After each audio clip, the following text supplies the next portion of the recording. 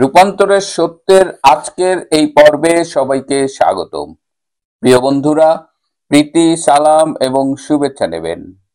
গত বছরের জুলাই আগস্টে যে জঙ্গি অভ্যুত্থানটি হয়েছিল এবং যার পেছনে সামরিক বাহিনীর এক ধরনের সমর্থন ছিল, সেই অভ্যুত্থানে কতজন মারা গিয়েছিল সেই সংখ্যাটি নিয়ে কিন্তু বিতর্ক এখনো থামেনি। সেই সময়ের পত্র পত্রিকা যদি ঘাঁটি, বিশেষ করে 16ই জুলাই থেকে 5ই আগস্ট পর্যন্ত মৃত্যুর সংখ্যা হবে অ্যারাউন্ড 250, 250, 200 থেকে 300-র মধ্যে সংখ্যাটা হবে যদি পত্র পত্রিকার হিসেবগুলো আমরা আমলে নেই। সেই সময় ঢাকা শহরে মর্গে লাশ এসেছিল 264টি। এই 264টি লাশের মধ্যে 91টি লাশ আত্মীয় স্বজনরা নিয়ে গিয়েছে কোন রকমের পোস্টমর্টেম না করে। সেই সময়ে ঢাকা শহরে রায়ের বাজার এবং জুরাইন কবরস্থানে 120টি লাশ দাফন করা হয়েছে বেওয়ারিশ হিসেবে, তাদের পরিচয় খুঁজে পাওয়া যায়নি। এই 120টার মধ্যে 20টা জুরাইনে আর 100টা সম্ভবত রায়ের বাজারের কবরস্থানে। এই 120 জন কারা? আমরা তো শুনেছি যে পাকিস্তানের লস্করে তৈয়বা নামের একটা জঙ্গি সংগঠনও এই বাংলাদেশের জঙ্গি অভ্যুত্থানে অংশগ্রহণ করেছিল। আমরা শুনেছি রোহিঙ্গা শিবির থেকেও লোকজন ভাড়া করে এনে এই অভ্যুত্থানে অংশগ্রহণ করানো হয়েছিল। তাহলে এই যে 120 জন বেওয়ারিশ হিসেবে দাফন হলো, এরা কারা? বলা হয়েছে এদের স্যাম্পল রাখা হয়েছে, ডিএনএ মিলিয়ে যদি এদের কোনো কেউ ফ্যামিলির কাউকে পাওয়া যায় তাহলে সেভাবে আইডেন্টিফাই করবে। কিন্তু আমরা 1 বছরের বেশি হয়ে গেল, 14 মাস হয়ে গেল, আজ পর্যন্ত একটা ডেড বডিও আইডেন্টিফাইড হতে দেখলাম না। তার মানে এই যে বাংলাদেশ এবং এখানে স্বজন হারানোর একটা বেদনা, স্বজন হারিয়ে গেলে তাকে খুঁজে পাওয়ার যে আকুতি আমরা দেখি, এই 120 জনের ব্যাপারে, তাদের আইডেন্টিফিকেশনের ব্যাপারে আমরা কিন্তু কিছু লক্ষ্য করছি না। তার মানে মৃত্যুর সংখ্যা, এই জঙ্গি অভ্যুত্থানে অংশগ্রহণকারী যারা মারা গেছে তাদের আইডেন্টিটি, এগুলো নিয়ে কিন্তু প্রশ্ন উঠছে। সরকারি ভাষ্য কি বলে?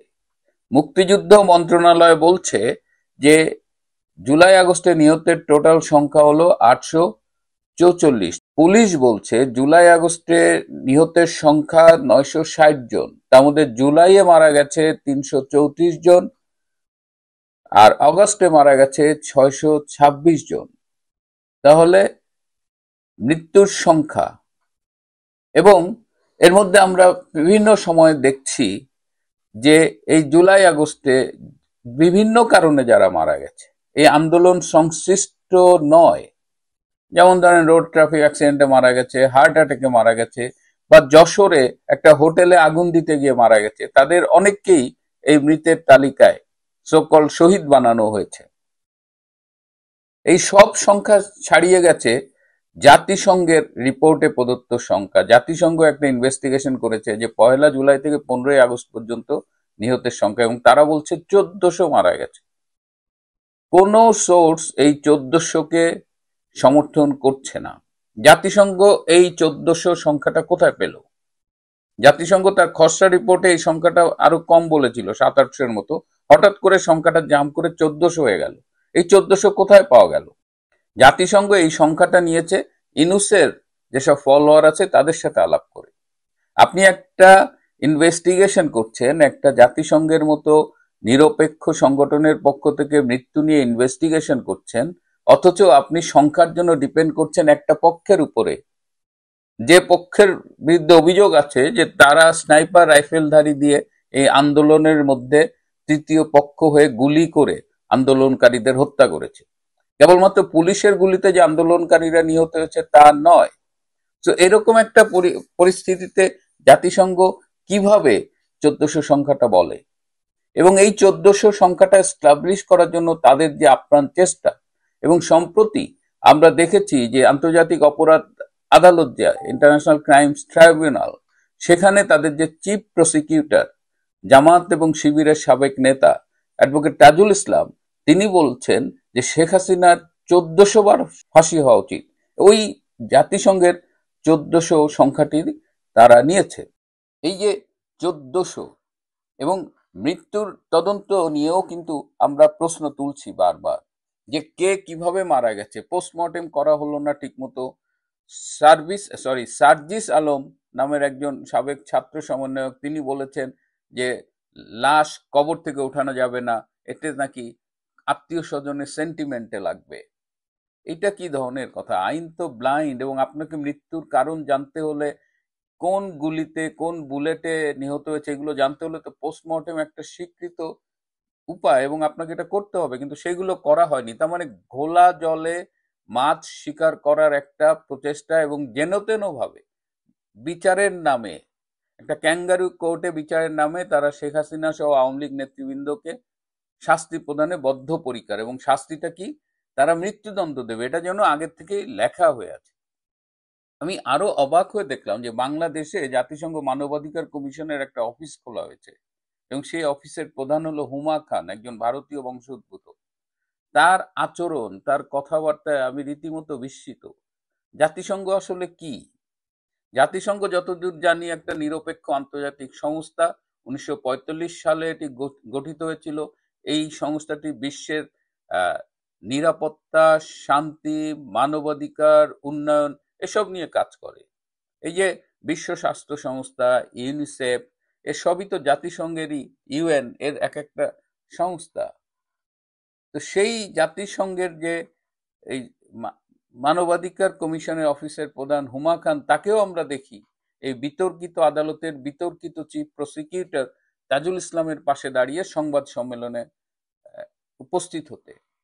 How it is possible? এবং জাতিসংঘ কিন্তু 2007 সাল থেকে একাধিকবার সাধারণ পরিষদে সিদ্ধান্ত নিয়েছে যে পৃথিবীতে মৃত্যুদণ্ড স্থগিত হওয়া উচিত শাস্তি হিসেবে, কারণ প্রতিটি মানুষেরই বেঁচে থাকবার অধিকার আছে, হোক সে অপরাধী।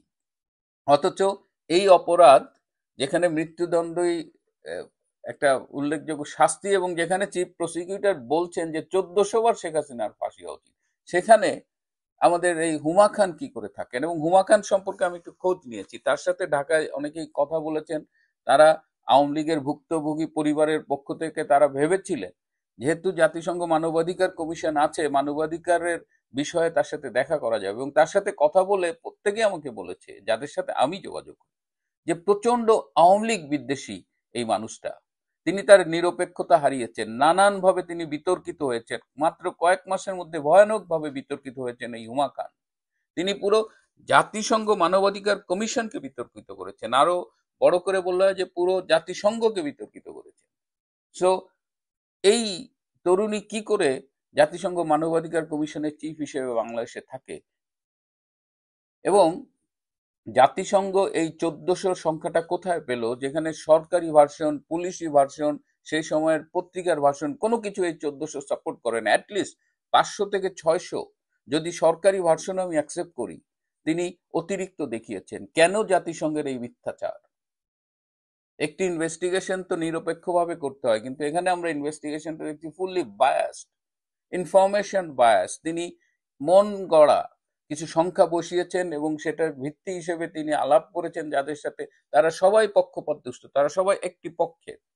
প্রকৃত মৃত্যুর সংখ্যা খুঁজে পাবার জন্য যতটা পরিশ্রম করা দরকার, because this is an investigation, এই ইনভেস্টিগেশন রিপোর্টে সেই কাজটুকু আপনারা করেননি। বিশ্বের উচিত জাতিসংঘের এই রিপোর্টকে ক্রিটিক্যালি রিভিউ করা, প্রশ্নবিদ্ধ করা, এবং জাতিসংঘকে জিজ্ঞেস করা যে এই 1400 এর মৃত্যুর সোর্স কি। সেই রিপোর্টটা নিয়ে আমি নিজেও কথা বলেছি, বিশ্বব্যাপী অনেকবার কথা বলেছে। আমার দেখা জাতিসংঘের অন্যতম নিম্নমানের একটা রিপোর্ট, এবং সেখানে এই হুমা খান এসে বাংলাদেশে তার যে ভূমিকা, জাতিসংঘ কি একটা দেশে আসলেই জবাবদিহিতার ঊর্ধ্বে? তারা যা ইচ্ছে তাই করতে পারে। আজকাল তো এটা ওপেন সিক্রেট যে তারা পশ্চিমা বিশ্বের সুপার পাওয়ারের পদলেহন করে। তাদের যে ম্যান্ডেট নিয়ে জন্ম, যে ম্যান্ডেট নিয়ে তাদের কাজ করা উচিত, তারা সেটা করছে না। এই বাংলাদেশে এই আন্দোলনের প্রকৃত মৃত্যুর সংখ্যা আমাদের জানা উচিত, এবং এই হুমা খানের ভূমিকার তদন্ত হওয়া উচিত এবং তাকে বাংলাদেশ থেকে অবিলম্বে রিমুভ করা উচিত। প্রিয় বন্ধুরা, আমাদের সবার সোচ্চার হতে হবে সত্যের পক্ষে। একটা কিছু শুনলেই বিশ্বাস করা যাবে না। নানা রকমের অপপ্রচার চলছে। আজ যদি হিটলারের তথ্যমন্ত্রী গোয়েবলস বেঁচে থাকতেন, তিনি এই ইউনুস গঙের এইসব অপপ্রচার দেখে লজ্জা পেতেন, হয়তো আত্মহত্যাও করতেন। প্রিয় বন্ধুরা, আজ এ পর্যন্তই। ভালো থাকবেন, সুস্থ থাকবেন, তার চেয়েও জরুরি হলো নিরাপদে থাকবেন। সবাইকে অনেক ধন্যবাদ।